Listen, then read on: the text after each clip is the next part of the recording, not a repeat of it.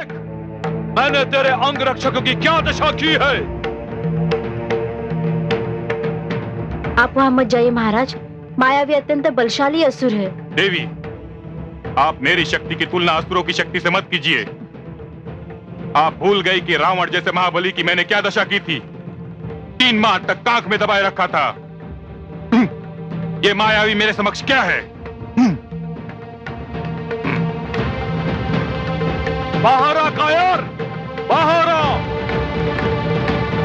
स्मरण रख, यदि मैंने तेरे भवन में प्रवेश किया तो भवन में उपस्थित कोई भी नारी मेरे हाथों सम्मान की सुरक्षा नहीं कर पाएगी। बाहर आ कायर, बाहर आ।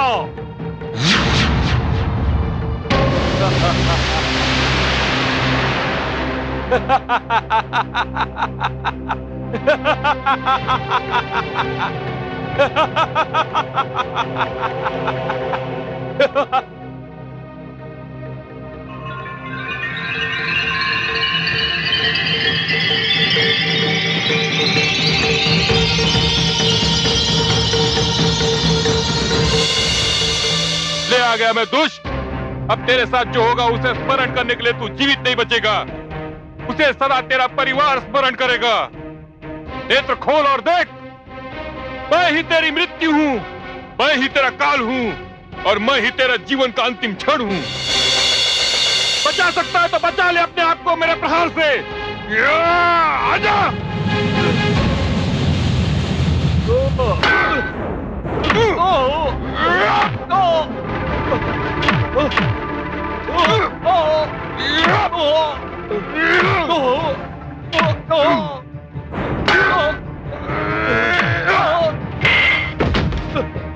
भ्राताश्री, बस भ्राताश्री, बस बस भ्राताश्री, अब आप जाकर विश्राम कीजिए। मैं इस दुष्ट को देखता हूं। नहीं अनुज, इस दुष्ट ने मुझे ललकारा है। मेरे रहते हुए तुम्हें कोई कष्ट करने की आवश्यकता नहीं। भागता कहां है कायर? मैं सृष्टि की अंतिम सीमा तक तेरा पीछा नहीं छोड़ूंगा।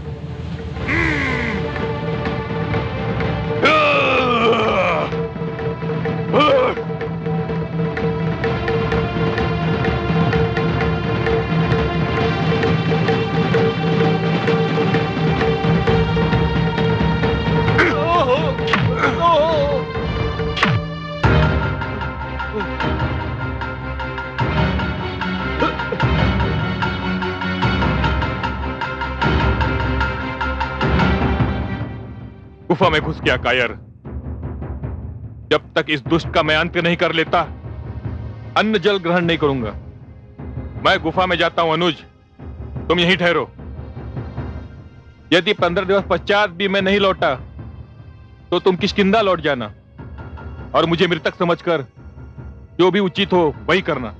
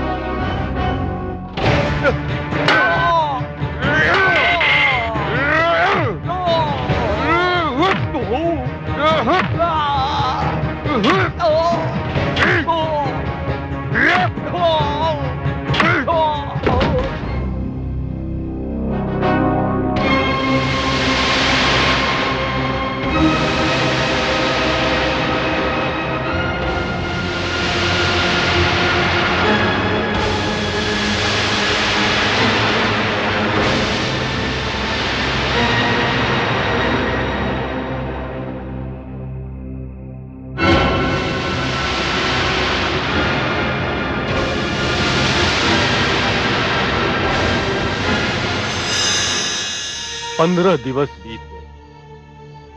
भ्राताश्री मायावी की गुफा से बाहर निकले। मैंने निश्चय किया कि 15 दिवस और रुककर भ्राताश्री के निकलने की राह देखूंगा। यह 15 दिवस भी बीत गए। मैंने बड़ा रोमांचकारी दृश्य देखा। गुफा से रक्त की धार बहकर बाहर आ रही थी। भ्राताश्री, भ्राताश्री। रक्त की धार बहती देखकर मैं समझा कि अवश्य ही गुफा में मायावी के और भी साथी रहे होंगे और उन सबने मिलकर भ्राताश्री का वध कर दिया है। यहाँ पे मायावी अकेला नहीं, उसका पूरा परिवार भी है।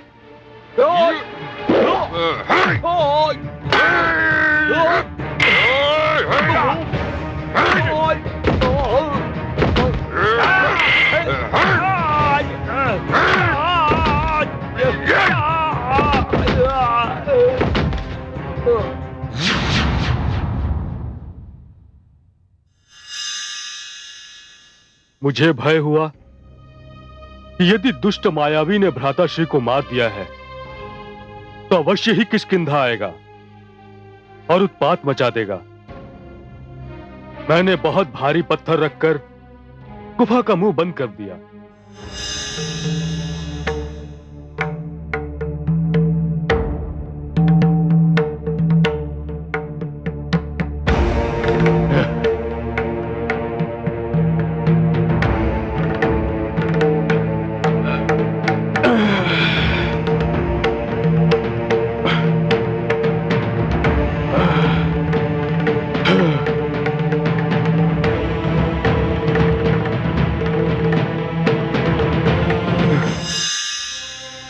राजकुमार अंगद शिक्षा प्राप्त करने गए थे। मैंने उन्हें किष्किंधा वापस बुला लिया। बड़ी कठिनाई से रोती बिलखती भाभी श्री तारा को शांत किया। फिर प्रजा ने यह मांग की कि अंगद अभी छोटा है, इसलिए किष्किंधा का सिंहासन मुझे ही संभालना चाहिए। तुमने वही किया मित्र जो उचित था। प्रजा ही सर्वश्रेष्ठ है। अपने राजा के चुनाव का अधिकार प्रजा ही रखती है, किंतु प्रजा के अनुरोध को टालना राजधर्म के विरुद्ध है। मैंने भी यही सोचा था। न चाहते हुए भी मुझे किष्किंधा का सिंहासन संभालने पर विवश होना पड़ा। सुग्रीव, मुझे तुम्हारी अभी तक की कहानी में तुम्हारी कोई भूल दिखाई नहीं देती मित्र।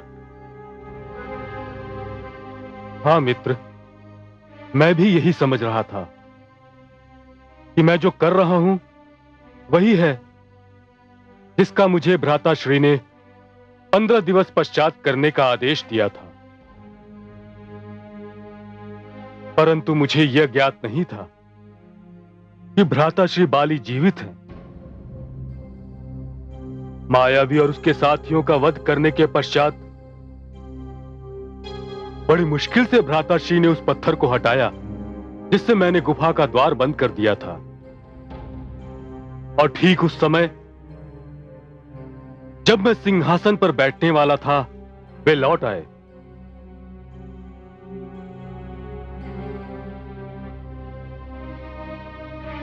और बिना कुछ पूछे कुछ समझे मुझ पर आक्रमण कर दिया।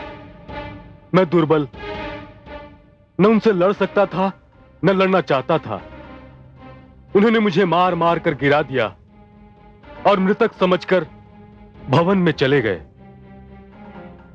मेरे परम मित्र पवनसुत, जामवंत और नल नील मुझे किसी प्रकार उठाकर यहां ले आए और तब से मैं यहीं पड़ा हुआ हूं।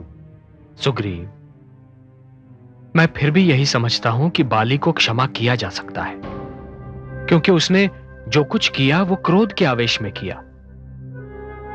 जिस प्रकार अंधेरे में ठोकर खा जाना संभव है, उसी प्रकार क्रोध के आवेश में अनुचित पग उठाना भी संभव है। सुग्रीव, इस सब के उपरांत भी तुम बाली को संतुष्ट कर सकते थे मित्र।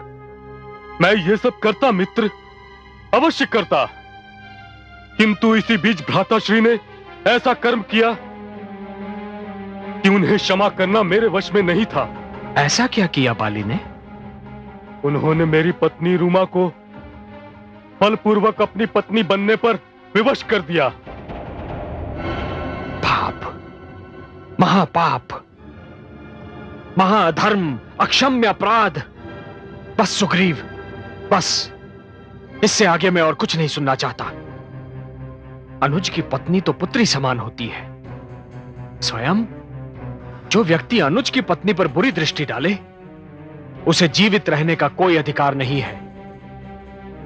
बाली को इसका दंड मिलना ही चाहिए। बाली को इसका दंड मिलेगा सुग्रीव, और वो दंड उसे मैं दूंगा। परंतु मित्र, मैं बता चुका हूं कि उससे युद्ध करना असंभव है। उसे जो वरदान मिला है, उसके कारण कोई भी उसके समक्ष नहीं जा सकता। आप भी नहीं। उसके समक्ष तुम ही जाओगे सुग्रीव, और उससे युद्ध भी तुम ही करोगे। मैं कहीं दूर रहूंगा, बाली को छिप कर मारूंगा। छिपकर? ये तो मर्यादा के विरुद्ध होगा, और संसार आपको मर्यादा पुरुषोत्तम कहता है। अन्याय, अत्याचार एवं पाप का विनाश ही पुरुष की मर्यादा का आरंभ है एवं अंत भी। मर्यादा की परिभाषा ही यह है कि किसी भी मूल्य पर पाप का विनाश किया जाए। सुग्रीव, बाली ने जो किया है, यदि उसकी अनदेखी हुई तो संसार में पारिवारिक संबंधों के सम्मान पर संकट आ जाएगा। इस संकट की संभावना को मिटाने के लिए हर कार्य उचित है। पापी को दंड देने के लिए यदि राम को अपनी मर्यादा त्यागनी पड़े, तो वो भी उचित है। सुग्रीव, उसके पाप के समक्ष मेरी मर्यादा का क्या महत्व है? तुम्हारे मन से अभी तक अपने पति सुग्रीव का ध्यान नहीं गया रूमा। भूल जाओ उसे। तुम उसके पास नहीं जा सकती, और वो तुम्हारे पास नहीं आ सकता। यदि सुग्रीव उस दिन उस पर्वत पर जाके नहीं छिपता, जिस पर्वत पर शाप के कारण मैं नहीं जा सकता, तो उसका अंत कब का हो चुका होता। मैं तो उस दिन की प्रतीक्षा में हूं, जिस दिन वो उस पर्वत से नीचे आए। मैं आ गया हूं भ्राता, मैं आ गया हूं। बाहर निकलो। यदि तुम अपने धर्म से विमुख हो सकते हो, तो अनुज भी अपने धर्म से विमुख होने के लिए विवश है। आज सदा के लिए निर्णय हो जाएगा कि तुम अपने पाप के साथ जीवित रहना चाहते हो, या मैं अपने न्याय के साथ। मैं तो समझा था कि सुग्रीव मृत्यु के भय से पर्वत से नीचे ही नहीं उतरेगा, परंतु यह मैं भूल गया था। इसका अंतिम समय आ गया हो। भाग्य स्वयं उसे मृत्यु के द्वार पर ले आता है। प्रतीक्षा करो सुग्रीव, मैं निर्णय करने आ रहा हूं। महाराज, आप वहां मत जाइए। हट जाओ, मत रोको मुझे। दीदी,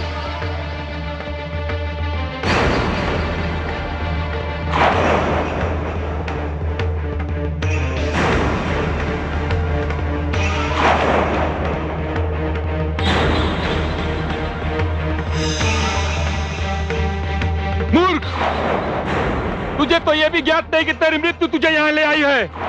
तुम तो पहले ही मर चुके हो भ्राताश्री। जिसने अपना धर्म त्याग दिया हो, वो जीवित होते हुए भी मृतक के समान है। ये कटु बातें करने वाली जीविया हमेशा के लिए शांत हो जाएगी।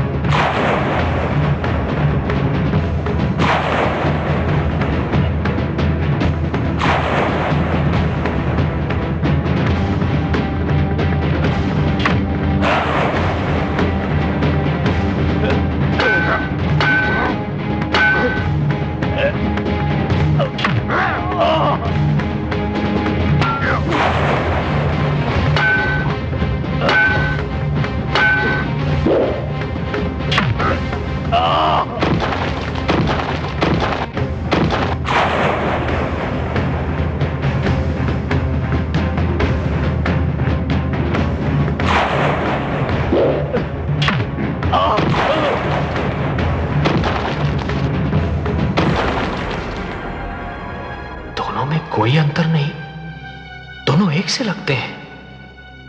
कैसे बाण चलाऊं, कहीं मेरा बाण मेरे ही मित्र को चीर न दे।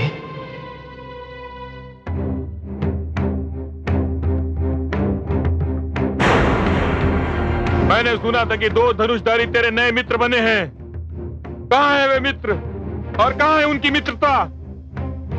मैं चाहूं तो पर्वत पर पहुंचने से पहले तेरा अंत कर दूं, परंतु छोड़ता हूं तुझे इसलिए कि तू जाकर अपने मित्रों को शरीर पर लगे घाव को गिना सके। क्या?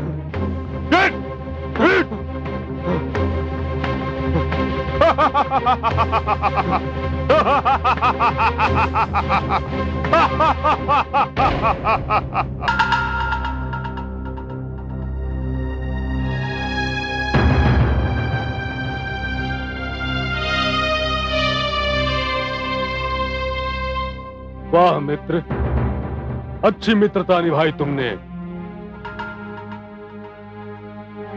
यदि मुझे इस प्रकार अपमानित करना था तो वहां भेजा ही क्यों था?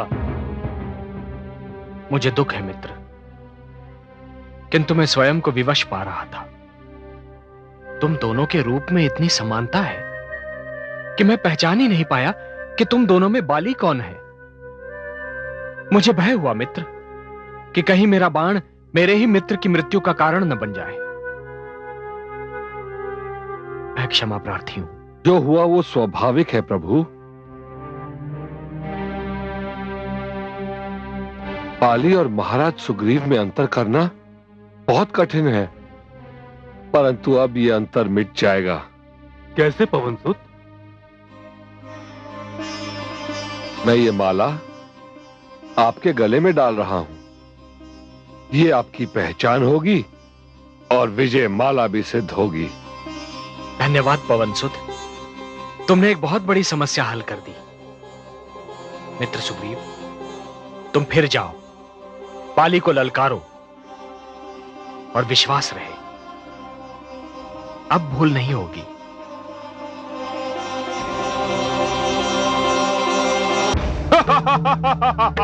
अपनी पत्नी का उद्धार कराने आया था और भाग उठा कायर।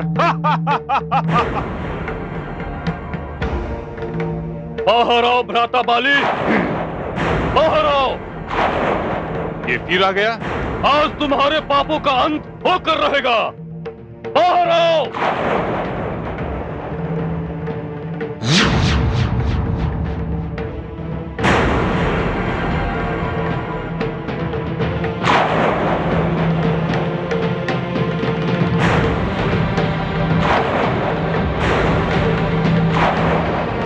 फिर आ गया दुष्ट।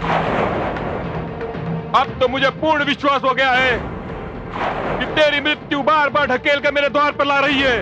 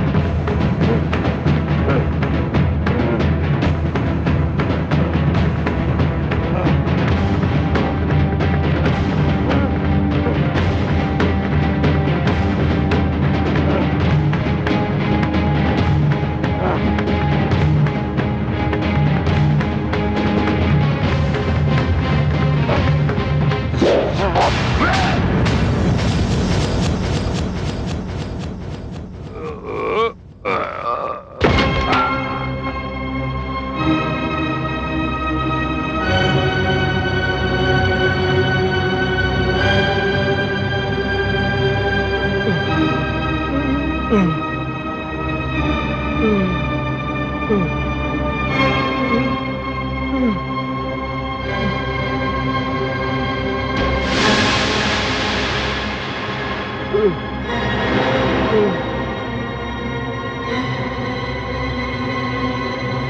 छल किया है राम, तुमने छिपकर मुझ पर बाण चलाया है। तुम मुझे छल का अर्थ बताओगे बाली? तुम पुत्र जैसे अनुज को अकारण दुख देने वाले, पुत्री जैसी अनुज पत्नी को बलपूर्वक स्वयं अपनी पत्नी बनाने वाले, तुम मुझे छल का अर्थ बताओगे? तुम तो स्वयं ही सिर से पांव तक छल हो, कपट हो, पाप हो, अन्याय हो, अधर्म हो। बाली, तुम्हारा अंत तो स्वयं मानवता की महान सेवा है। कुछ भी हो, संसार तो यही कहेगा राम ने छल से बाली का वध किया है।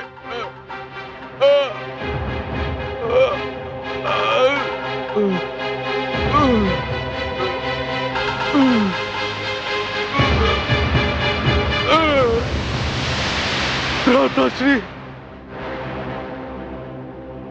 भ्राताश्री,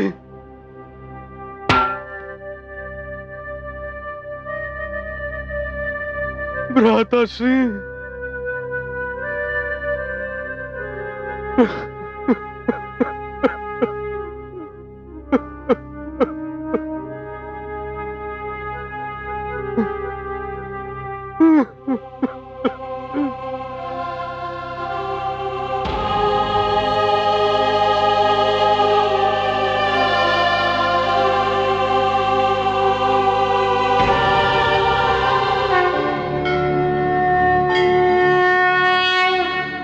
बाली ने मरते मरते जो कहा, क्या वो सत्य नहीं है देवाधिदेव? मुझे तो बाली का कथन तर्क संगत लगता है। निसंदेह संसार यही कहेगा कि राम ने बाली से छल किया, उसे छिपकर मारा। और आपने मेरे आराध्य का कथन नहीं सुना, उनके तर्क पर ध्यान नहीं दिया। कथन भी सुना और तर्क पर ध्यान भी दिया, किंतु जो मेरे नेत्रों ने देखा उसे कैसे झुटला दूं? आपके आराध्य सर्वशक्तिमान हैं, विष्णु हैं। चाहते तो सामने आकर भी बाली का वध कर सकते थे। फिर वरदान के महत्व का क्या होता देवी? मैं समझी नहीं भोलेनाथ। यदि वे विष्णु बनकर सामने आते और उसका वध कर देते तो इसका अर्थ यह होता कि बाली को जो वरदान मिला था उसका कोई महत्व नहीं, वरदान का शब्द निरर्थक हो जाता। यदि वरदान इतनी सरलता से नकार दिया जाता तो ना कोई फिर वरदान मांगता, ना कोई वरदान देता। संसार वरदान पर से विश्वास करना ही छोड़ देता। वरदान प्राप्त करने के लिए जो श्रम किया जाता है, जो घोर तपस्या की जाती है, उसका महत्व ही समाप्त हो जाता। मेरा ध्यान इस ओर नहीं गया था देवाधिदेव। और देवी ये भी मत भूलिए कि राम इस बार धरती पर मानव बनकर अवतरित हुए हैं। मानव की सीमाएं होती, मर्यादा होती।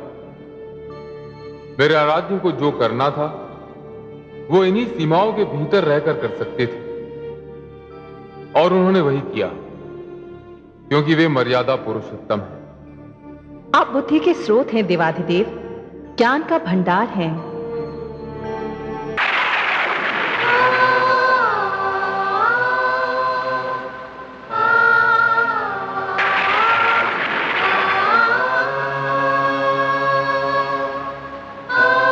हे गर्जना कर रही घनघोर घटाओं, हे तीव्र पवन के झोंकों, आज तुम साक्षी, आज तुम साक्षी हो। साक्षी हो कि इस सुहावनी ऋतु में भी मैं कितना उदास हूं, क्योंकि आज मेरे साथ वो नहीं है। पवन के झोंके चलते हैं तो मन पर कटार चलती है, वर्षा की बूंदें शरीर पर गिरती हैं तो तन में ज्वाला भड़क उठती है। आज तुम साक्षी हो, क्योंकि आज वो मेरे साथ नहीं है।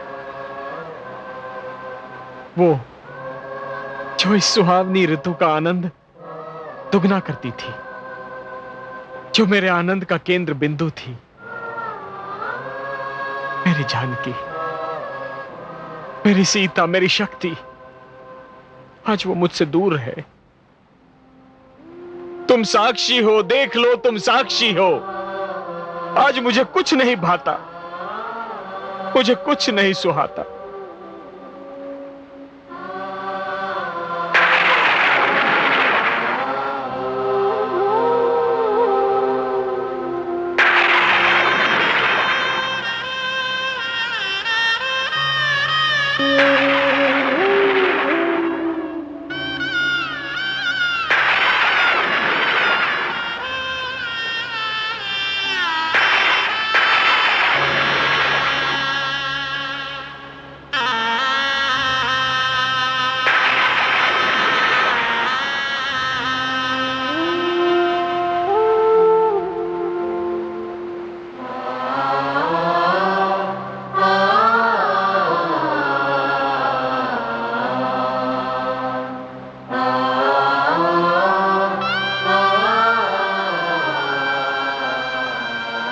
अरे देवी, इस वर्षा में क्यों भीग रही हो? आश्रय पास ही है, उसका इसीलिए निर्माण किया गया है कि तुम भीगने से बच सको। मैं तो आश्रय में जाकर भीगने से बच सकती हूँ, किंतु मेरे आर्यपुत्र, वे तो इस वर्षा को अपने तन पर झेल रहे होंगे। न जाने वे कहां भटक रहे होंगे मूसलाधार वर्षा में। वे पुरुष हैं, बलवान हैं, वर्षा को झेल लेंगे, पर तुम नारी हो, तुम्हारा कोमल शरीर वर्षा को ना सह पाएगा। कहीं तुम्हारे प्राण संकट में न पड़ जाएं। मैंने अपने आर्यपुत्र का विरह सहन किया और मेरे प्राणों को कुछ नहीं हुआ। ये तुच्छ वर्षा उसके समक्ष क्या है?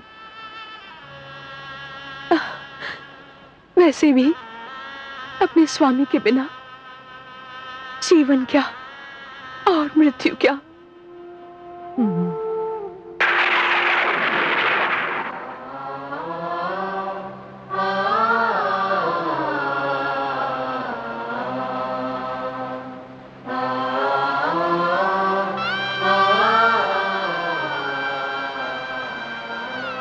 भ्राताश्री, मैं अपने मन में दबे इस क्रोध को और नहीं दबा पा रहा हूं। आपने सुग्रीव से मित्रता निभाई, उसे उसके भ्राता के अत्याचार से मुक्त करा दिया, उसे किष्किंधा का राजा बना दिया, अंगद को युवराज बना दिया, यहां तक कि उसका उसकी पत्नी से मिलाप भी करवा दिया, उसे दुख मुक्त और भय मुक्त करा दिया। किंतु उसी सुग्रीव की कृतज्ञता देखिए भ्राताश्री, उसने आपको दिया वो वचन भुला दिया कि वो अपने वानर सैनिकों के साथ मिलकर भाभी श्री का पता लगाएगा। धिक्कार है भ्राताश्री, धिक्कार है ऐसी मित्रता पर। क्षमा मित्र क्षमा। सुमित्रानंदन सत्य कह रहे हैं। मैं सचमुच कड़े से कड़े दंड का पात्र हूं। मैं लज्जित हूं कि राजकाज के बखेड़ों में पड़कर सचमुच अपना वचन भुला बैठा। किंतु इसी क्षण मैं वचन देता हूं कि अभी इसी क्षण किष्किंधा लौटकर अपने सैनिकों को देवी सीता की खोज में भेजूंगा। यदि मेरे मित्र मुझे दंड देना चाहें तो मैं उसे सिर झुकाकर सह लूंगा। सुग्रीव, क्षमा याचना एवं लज्जा के उपरांत दंड के लिए कोई स्थान नहीं रह जाता मित्र। मैंने तुम्हें मन से क्षमा कर दिया। तो मेरी विनती है, चलिए मेरे साथ। आइए मित्र, आइए मेरे साथ, आइए।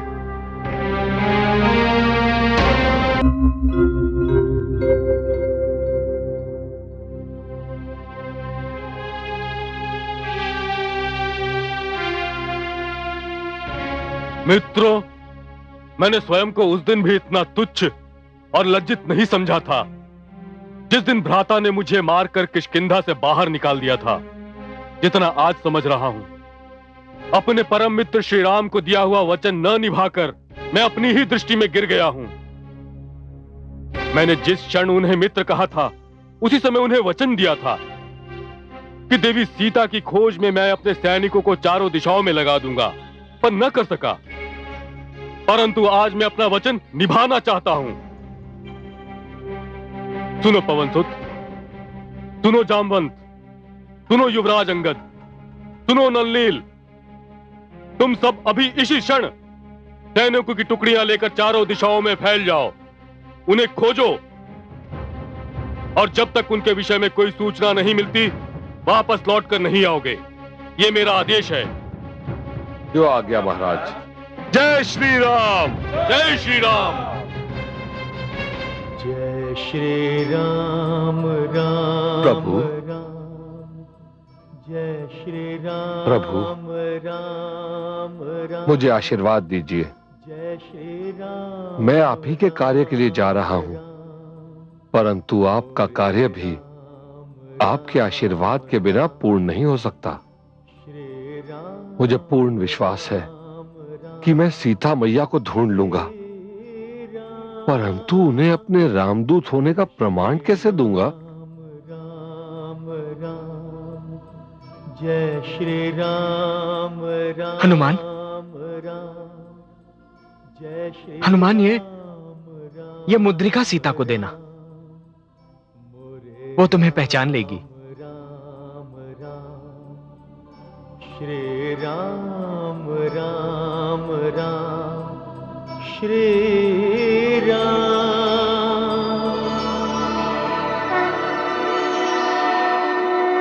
जय श्री राम, जय श्री राम।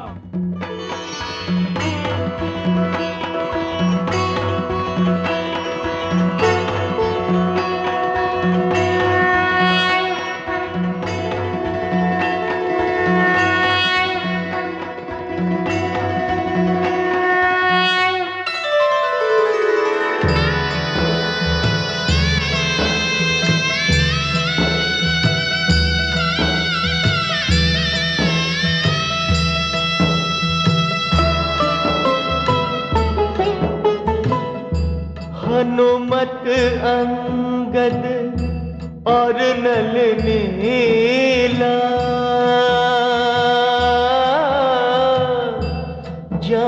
जामवंत आदि बलशीला।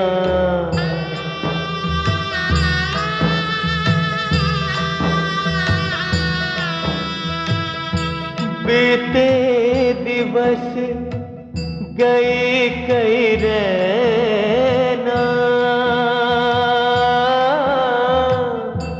इत उत डोले पाए न चैना, इत उत डोले पाए न चैना।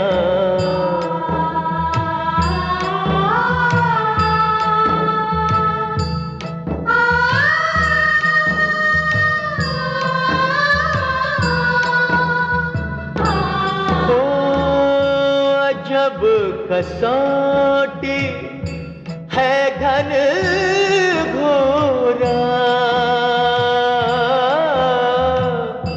ढूंढ थके बन बन चहु ओरा, ढूंढ थके बन बन चहु ओरा।